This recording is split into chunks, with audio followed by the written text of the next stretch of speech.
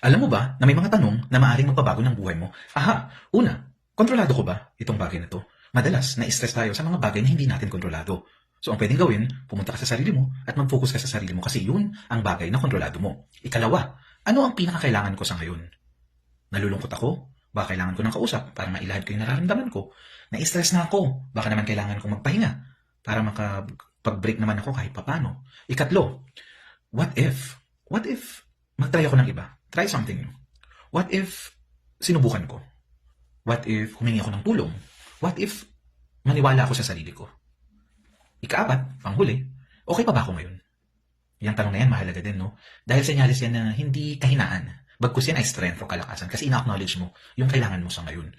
So, it's okay not to be okay. And definitely, it's okay to ask for help when you need it. May mga tao makakatulong sa atin. Kailangan lang natin lumapit. At huwag rin kalimutan yung oras para sa sarili, yung paninilay-nilay, yung introspection, reflection, quiet time, me time sa sarili, mahalaga yan. At kung hindi mo na makontrol, may mga mental health professionals na makakatulong tulad ng counselor, psychologist, and psychiatrist.